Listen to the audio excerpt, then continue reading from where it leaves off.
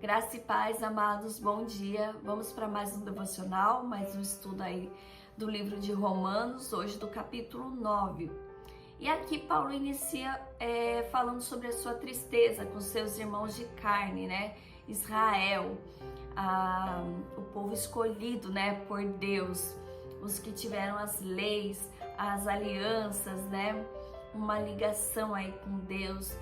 São descendentes dos patriarcas, né? E ele também relata que Jesus veio dessa raça, é assim que está escrito aqui na Bíblia. Aí Paulo vai dar continuidade explicando por que isso ocorreu, né? No versículo 8 diz assim: isso quer dizer que os que são considerados como os verdadeiros descendentes de Abraão são aqueles que nasceram como resultado da promessa de Deus, e não os que nasceram de modo natural, né? E aí ele vai continuar falando da descendência de Abraão, de Isaac, e aí a partir do versículo 11 ele diz assim: mas para que a escolha de um deles fosse completamente de acordo com o plano de Deus, o próprio Deus disse a Rebeca: o mais velho será dominado pelo mais moço. Disse isso antes deles nascerem e antes de fazer qualquer coisa, boa ou má.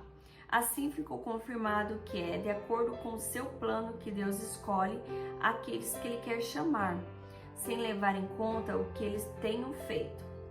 Como diz as Escrituras Sagradas: eu escolhi Jacó e rejeitei a Esaú. O que vamos dizer então? Que Deus é injusto? De modo nenhum. Pois ele disse a Moisés: terei misericórdia de quem eu quiser e terei pena de quem eu desejar. Portanto, tudo isso depende não do que as pessoas querem ou fazem, mas somente da misericórdia de Deus. Deus é tão perfeito no seu plano que ele trouxe a história de Jacó para refletir o que iria acontecer no futuro com Israel. Por quê? Né? Jacó é irmão gêmeos de Esaú, né? Porém, Esaú nasceu primeiro, né? Então, o primogênito naquela época tinha suas vantagens, né? Umas vantagens exclusivas do primogênito. Então, e Deus fez uma promessa a Jacó, o segundo filho, né? E aí, quando Jacó nasceu, ele tomou ali a bênção de Esaú. E o que Deus mostra que iria acontecer? Porque o povo escolhido era Israel, né? O primogênito de Deus era Israel. Só que nós entramos também nessa promessa da salvação e da vida eterna, né? Deus nos deu a chance também, como deu a Jacó, né? E então ele traz Paulo nos mostra esse paralelo entre a história de Jacó e nós, os gentios, né? E aí no versículo 17 diz assim: porque, como está escrito nas Escrituras Sagradas, Deus disse a Faraó: foi para isso mesmo que eu pus você como rei, para mostrar o meu poder e fazer com que o meu nome seja conhecido no mundo inteiro. Nada acontece se não for da vontade de Deus, né? Como a gente viu no versículo acima, não é pelo que fazemos ou desejamos, mas sim pela misericórdia e a vontade de Deus. Deus ali sabia que endurecendo o coração do rei, né, iria piorar a situação e ele iria poder mostrar o seu poder para o povo de Israel, libertando eles da escravidão, né? Aí vamos entrar para o segundo tema: a ira e a misericórdia de Deus. No versículo 20 diz assim: mas quem é você, meu amigo, para discutir com Deus? Será que um pote de barro pode perguntar a quem fez: por que me fez assim? Pois o homem que fez o pote tem o direito de usar o barro como quer. Do mesmo barro ele pode fazer dois potes, um pote para uso especial e o outro para uso comum. E foi isso que Deus fez. Ele quis mostrar a sua ira e tornar bem conhecido o seu poder. Assim suportou com muita paciência os que mereciam um castigo e que iam ser destruídos. Ele quis também mostrar como é grande a sua glória que derramou sobre nós, que somos aqueles de quem ele tem pena e a quem ele já havia preparado para receber a sua glória, pois nós somos aqueles que Deus chamou, não somente os judeus, mas também os não judeus. Foi o que eu expliquei, né? Porque eu falei antes. Tudo já acontecia segundo o plano de Deus, né? Já era uma promessa para nós também. E aqui, nesses versículos, o que ele traz também? Ele relata a história do oleiro e do vaso. Porque um vaso, ele não tem capacidade de formar um outro vaso, né? Ou o vaso ali sozinho, ele vai decidir, eu vou ser usado para isso ou para aquilo. Não, a única pessoa que tem o poder de decidir para que é feito o vaso e moldar o vaso já para ser usado daquela forma é o oleiro, que é Deus, né? Então Deus é a única pessoa, né, o único ser que consegue nos direcionar para que seremos usados, né? E do mesmo barro ele pode formar dois vasos totalmente diferentes, para cada um para o seu uso, né? Então a única pessoa que tem o poder de transformar e mudar e moldar ali o vaso, nos moldar, é Deus, e Ele nos preparou já com um propósito, com uma direção. Então devemos, amados, sempre pedir ali a Deus para que Ele nos revele, nos mostre qual é o nosso propósito, para que a gente foi formado, né?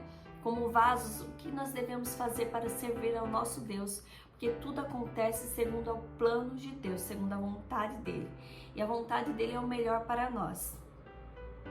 Do versículo 25 ao 29, aqui Paulo traz duas citações, dois livros diferentes, tá? De Isaías e de Oséias.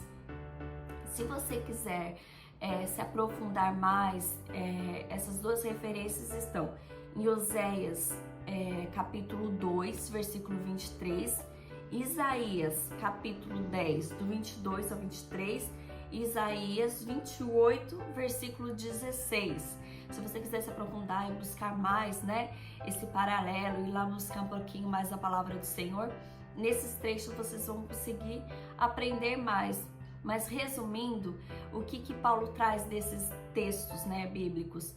Que a salvação, né, que Deus nos deu a chance da salvação, né, que não era apenas ali para o povo de Israel, mas Ele abriu essa chance para todos, segundo o seu plano, né, segundo a sua vontade. Mesmo que nós não merecemos, Deus é misericordioso e traz a salvação para todos. Aí o terceiro tema é o povo de Israel e o Evangelho, que vai do versículo 30 ao 33. Inicia assim: o que vamos dizer então? Vamos dizer isto: os não-judeus que não procuravam ser aceitos por Deus foram aceitos por meio da fé. Porém, o povo de Israel que procurava uma lei para ser aceito por Deus não encontrou o que estava procurando. E por que não? Porque eles não procuravam alcançar isso por meio das suas ações e não por meio da fé. Eles tropeçaram na pedra de tropeço, como diz as Escrituras. Vejam, estou colocando em Sião uma pedra em que eles vão tropeçar, a rocha que vai fazê-los cair.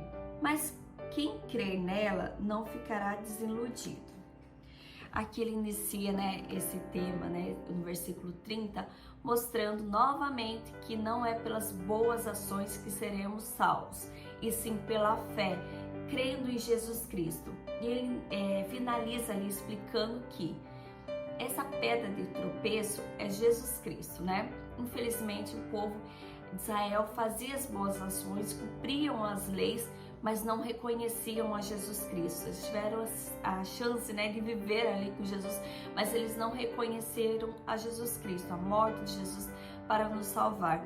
Acabaram tropeçando sobre essa pedra. Mas quem crer na pedra, crer em Jesus Cristo, terá ali, alcançará a misericórdia de Deus e terá a salvação, a vida eterna. Então, amados, não vamos perder essa chance que Deus nos dá, né, de Jesus Cristo. Vamos se agarrar nessa pedra, firmar nossos pés ali nessa rocha firme que é Jesus Cristo e permanecer nele, crendo em Jesus Cristo, para termos a vida eterna.